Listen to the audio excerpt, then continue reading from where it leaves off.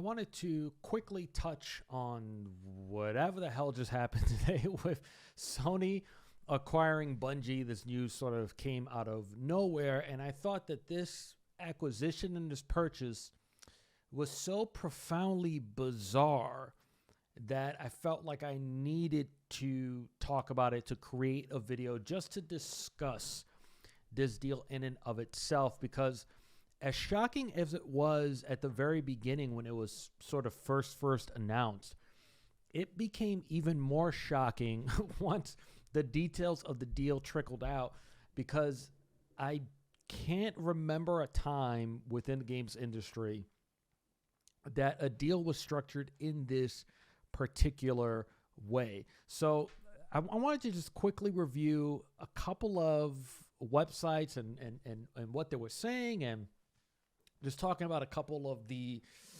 just basically the news breaking. And obviously it was developing, and I thought to myself, man, should I make a video? But I kind of was waiting for the news to settle and for even myself to be able to wrap my head around everything that sort of just happened, because the initial announcement was this huge surprise. You know, these news stories that, you know, these headlines that came out. Sony acquires Bungie. I mean, just that tagline, that headline in and of itself. If we go to gamesindustry.biz, Sony buying Bungie for $3.6 billion. Destiny Studio will remain multi-platform, able to self-publish and reach players wherever they choose to play. So let's just skip that for just a quick second. Let's go with this first line. Sony Interactive Entertainment today announced a deal to acquire Bungie for $3.6 billion, the latest in a string of big-ticket consolidation deals in the games industry. So in this month alone, we've had these enormous deals that have happened within the industry. We had Take-Two's acquisition of Zynga. Obviously, we have Xbox's acquisition of Xbox Activision Blizzard for, what's that, $68 billion or something like that. And now we have Sony buying Bungie for $3.6 billion. So initially, the moment that this news broke, the first thing I thought to myself was $3.6 billion is a lot of money for Bungie. I mean, I don't think anyone can deny the talent of that studio. But you have to understand that with this acquisition, my first initial question was, what is Sony's intention with this acquisition? Like, obviously, this is great. They acquired the Destiny IP, for example, which is pretty much all that Bungie brings to the table. When we look in retrospect at Microsoft buying Mahjong for like $1 billion, which looks like an absolute steal now. The acquisition of ZeniMax Media, which was almost $8 billion, which I said when that acquisition happened, I said, we're going to look back at this years from now, and we're going to say that this was an absolute steal. And in comparison to this deal, it feels like an absolute steal because, you know, just a little over double what Sony paid for Bungie. Microsoft was able to acquire the intellectual property of some of the most iconic shooters and franchises in video game history. Not only that, but they were acquiring these intellectual properties at the height of their popularity. Elder Scrolls, Fallout, Doom, you know, the upcoming Starfield, Wolfenstein. Some of these iconic shooters have only gotten better and better over the years, and that's on top of all the talent. When you look at, what's the name of this? The studio that created Dishonored 1 and 2 and Deathloop. That's the name that I'm looking for. For whatever reason, I can't remember the name of the studio. So obviously, there was a lot that they acquired with that money, but it was theirs. You know, like they acquired all of it. This is what made this extremely weird, because the moment it broke, obviously we just saw that headline, and then after was when I learned this quote: after the deal closes, Bungie will be an independent subsidiary of SIE, run by a board of directors consisting of current CEO and chairman Pete Parsons and the rest of the studio's current management team. Sony has said Bungie will remain a multi-platform studio with the option, quote, to self-publish and reach players wherever they choose to play. So this is what makes this one of the weirdest, most bizarre acquisitions we've ever seen within the video game industry, because it sort of feels like a little bit more of an investment play, more so than here is a team, a group of talent, or here's an intellectual property that I am going to then take off the board of my main competitor, which is Microsoft. It's very different from Microsoft's previous acquisitions, where some of their acquisitions were very rooted in, Jesus Christ, we have absolutely no talent. We need studios, but along with acquiring the studios, we are getting this intellectual property along with it, right? So if you look at Double Fine, for example, they're acquiring that site. They're acquiring an amazingly talented team, but they're also acquiring the Psychonauts intellectual property, and they basically control the destiny, pun intended. They control the future of that studio. With this particular deal, they don't. Bungie remains wholly independent. I mean, we obviously can't see the fine print. We probably will never be able to read the fine print. But from what we're being told from Sony and from Bungie, Bungie is, and even Bungie put it in so many words, they are in direct control of their destiny. So whatever direction they decide to take for whatever their next game is, according to the deals we know, Sony has absolutely no say in it. So let's look at this interview with, actually, no, before we go there, this is the PlayStation announcement. Today, I'm happy to announce Bungie will be joining the PlayStation family. First off, I want to be very clear to the community that Bungie will remain an independent and multi-platform studio and publisher. As such, we believe it makes sense for it to sit alongside the PlayStation Studios organization. We are incredibly excited about the opportunities for synergies and collaboration between these two world-class groups. The fact that even PlayStation just kept repeating this themselves, I want to be very clear to the community that Bungie will remain an independent and multi-platform studio. It felt like that was like one of Bungie's conditions when they were signing on the dotted line. Like, when you guys announced this, as to be very, very clear to not only just our fans, but to the rest of the industry, that we remain a wholly independent entity separate from PlayStation Studios. This is bizarre on so many levels, which is why, I was tweeting about this and I said, this feels like more an investment, more so than, once again, a chess piece to remove off the board for the future of Xbox. For you to say whatever Bungie is working on next, if there is, who knows, a decade from now, there's a Destiny 3. This is a game that Xbox now cannot rely on coming to that platform, which is exactly what I was talking about with Activision Blizzard, which is, Xbox would be a fool to allow Call of Duty to remain multi-platform, because it is PlayStation's biggest chess piece. As essentially what you're removing off the board by not allowing PlayStation to carry this title anymore. Now, what you are doing is you're essentially forcing those fans into making a choice. And more times than not, fans are technically more fans of an intellectual property more so than they are of a platform holder. Even though you have like these PlayStation and Xbox fans, what they really are, they're fans of those platforms, intellectual properties, and ecosystems, more so than just straight up, I'm a fan of the console, right?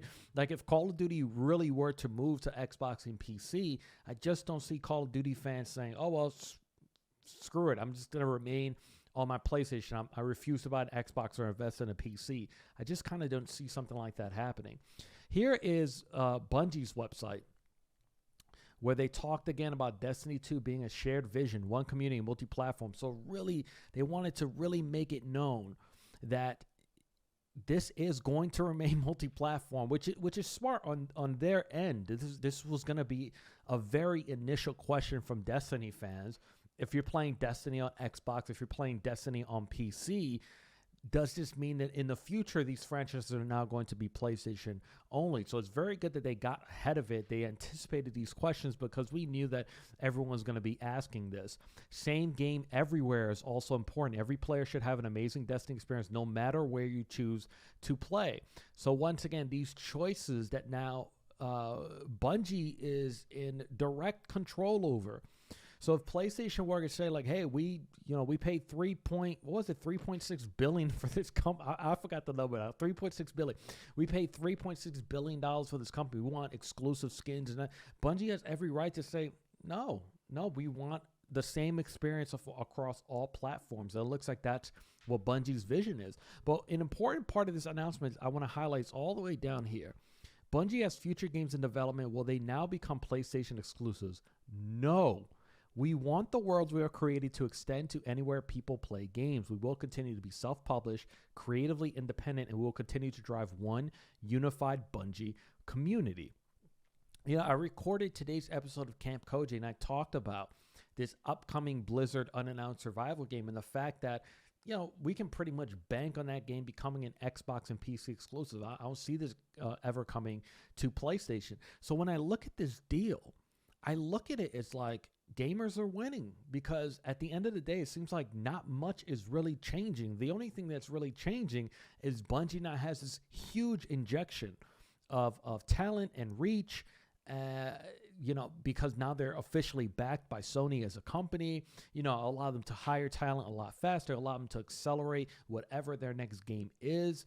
But at the end of the day, this also looks like what it means is that if you're an Xbox owner and you love Destiny and you've been enjoying Bungie games ever since they were owned by Microsoft, creating Halo, then it sort of looks like nothing is going to change. At this point in time, it seems that Bungie is extremely intent on not locking their games, which is amazing, which is great.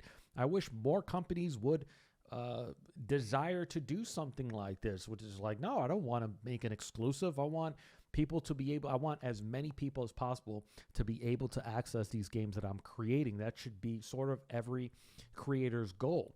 Now let's look at this Jim Ryan interview from GamesIndustry.biz. And here's what Jim Ryan had to say, which is, for those who don't know, SIE, Sony Interactive Entertainment CEO is Jim Ryan.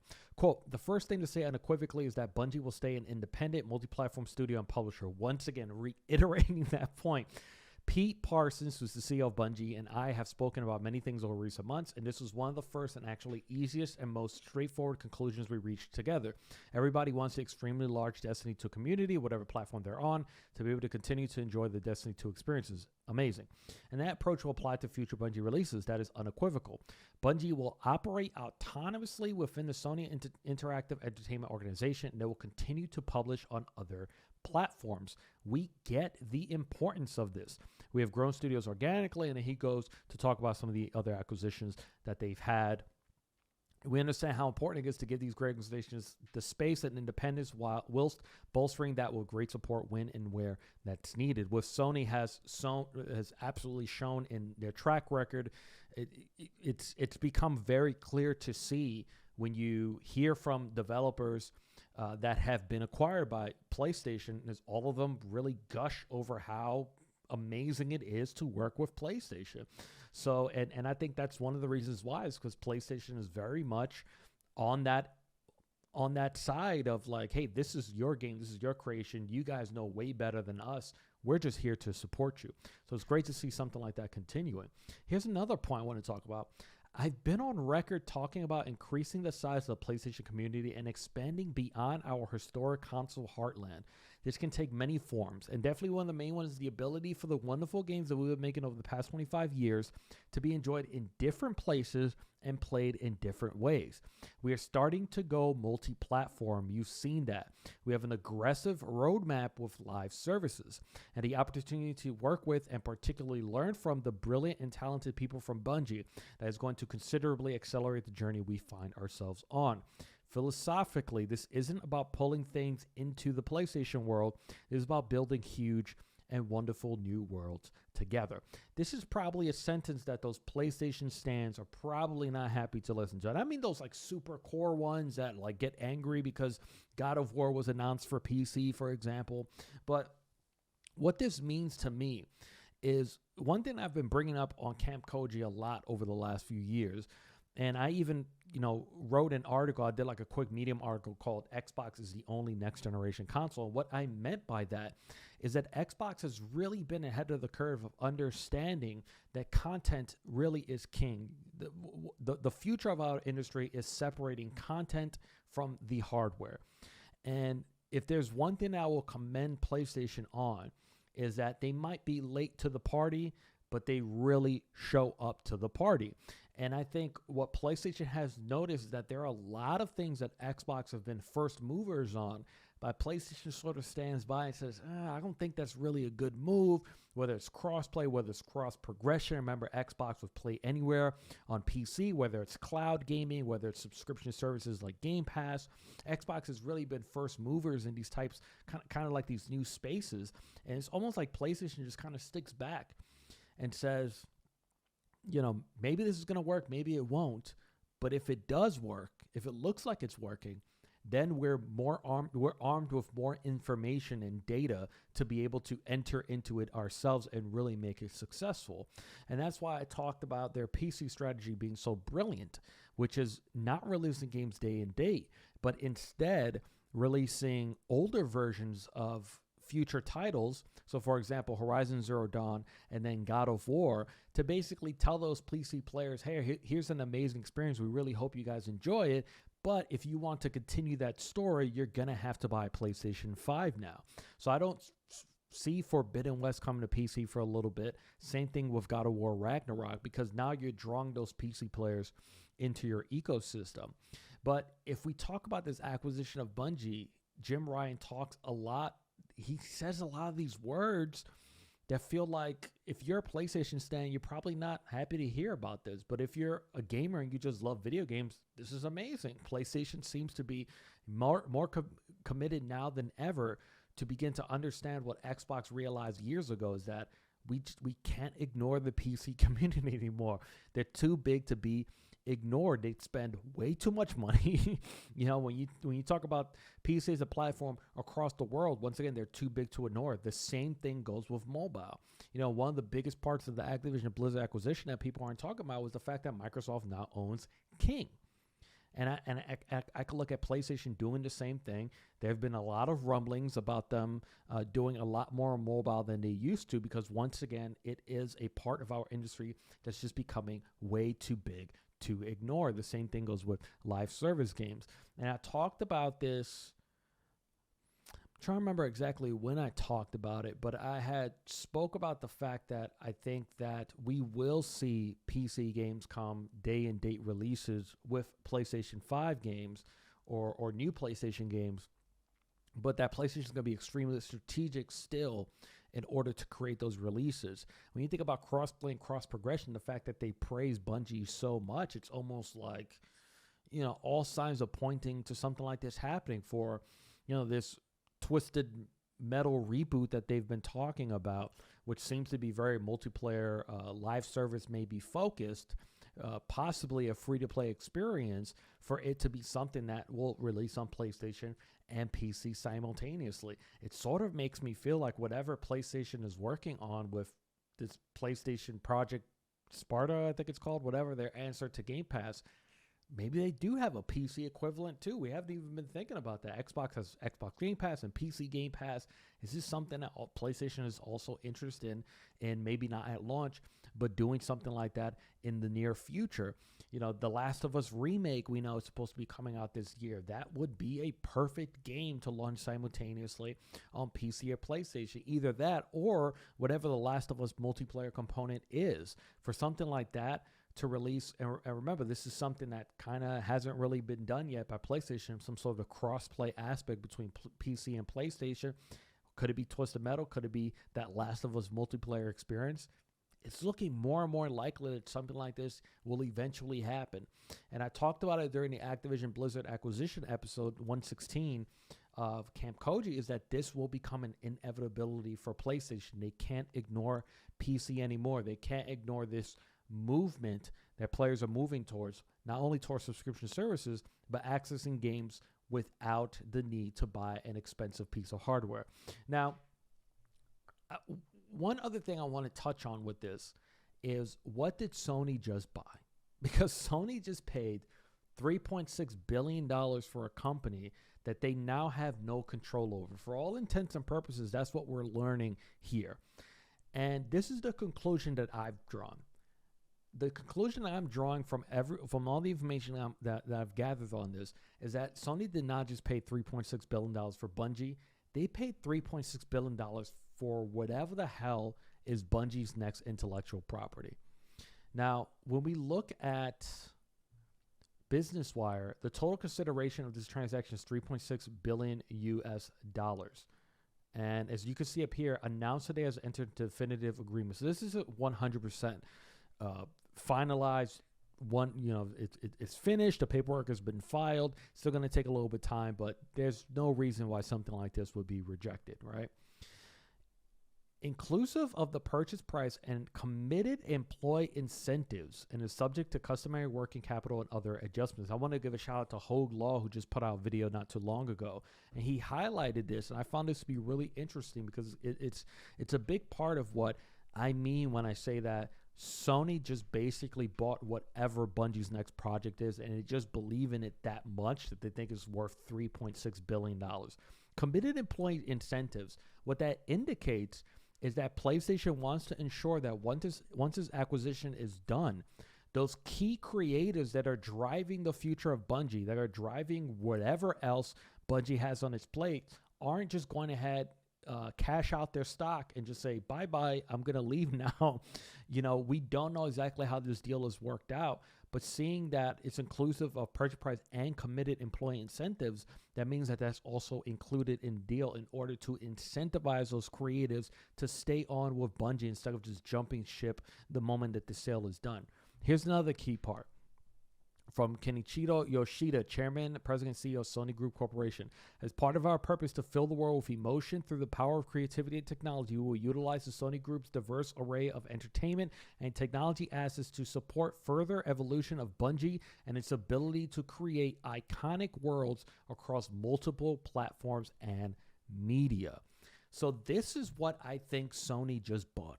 I think Sony just paid $3.6 billion for what they think will be the next phenomenal universe to hit the entertainment industry.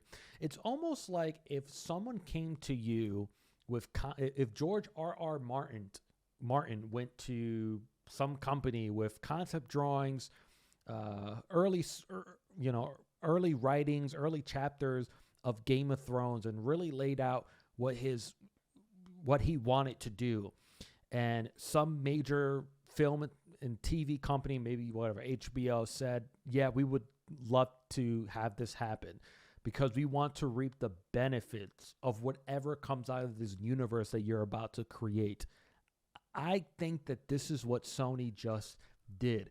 If we look into the past, right, Bungie working on new IP with NetEase. This was published June 2018. This much was revealed in the new Bungie blog post, with developers stating that its long-term goal is to become an entertainment company that sustains many worlds simultaneously, with NetEase's industry expertise helping such a dream become a reality. The developer didn't provide specific details about the new project to come, but it did state that the Chinese internet tech firm will assist in the support of separate teams inside Bungie to bring our newest ambitions into light. And I think this deal was worth like $100 million. Here it is. Shortly after signing a $100 million partnership with NetEase, a new trademark by the name of Matter was spotted online, talking about it being a multiplayer action game akin to the likes of Overwatch and Valorant, something that's character-based. Here is the story from IGN. Bungie's next project is seemingly a character-focused multiplayer game. That's kind of, I think, at the root of everything that's happening. Basically, Bungie, this is just my wild theory about what's happening right now. Bungie's eyes were bigger than their stomach.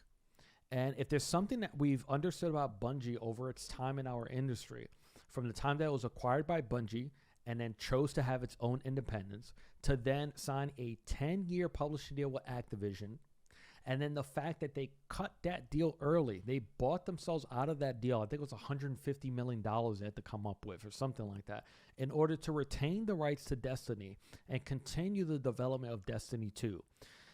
Kind of goes to show that Bungie has always been this very ambitious company. And what I think happened is that Bungie realized whatever deal they made with NetEase, either for this IP that we are aware is being worked on, or for whatever other stuff that they have being developed within those four walls, they realized that they needed way more in order to execute it.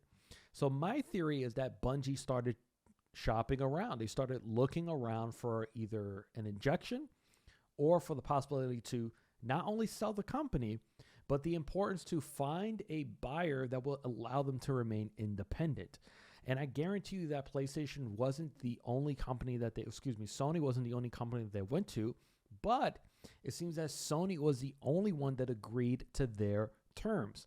Now, this is either going to be one of the smartest decisions PlayStation has ever made, or it's going to be a spectacular failure for so many reasons. Because when we look at Bungie's history, not only just these internal issues that we heard about this year that they've had, 36 employees or something like that had talked about all these issues happening inside the company. The fact that they had issues with Activision for whatever reason, whatever, direction they wished to take Destiny 2 went counter, and they had so many disagreements with Activision, kind of shows that it's very important for them to remain independent.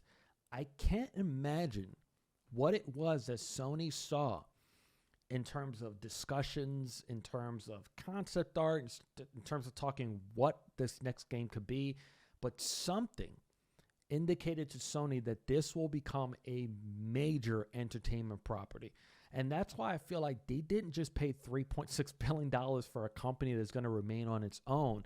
They basically paid $3.6 billion and are taking a gamble on a company that could potentially become a content house kind of on the same level of something like a Marvel, for example, that won't just house a single IP at a time, whether it's Destiny or whatever this next thing is, but can facilitate and execute across multiple fronts.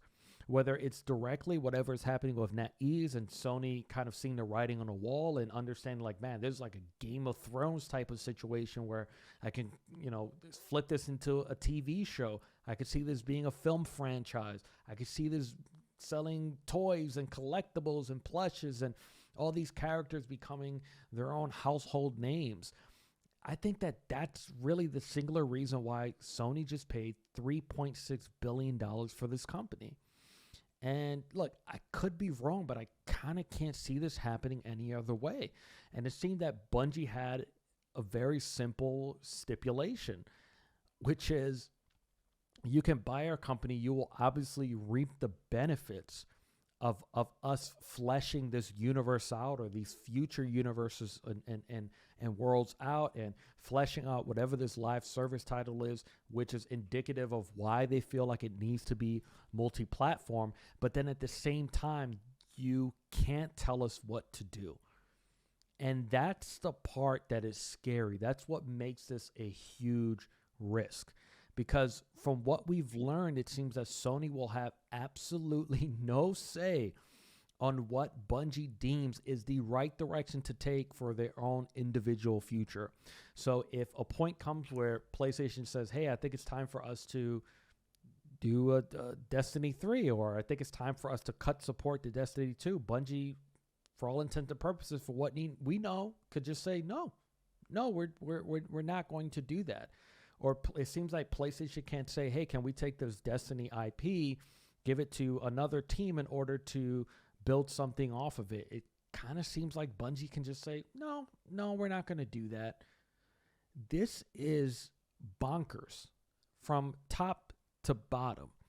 And I think that on one hand, this is a great deal for gaming, whatever Bungie's future is, especially given the fact that whatever world they build, it seems that no matter what platform you are, you'll be able to access it. Probably not Nintendo Switch because of, the power difference, right?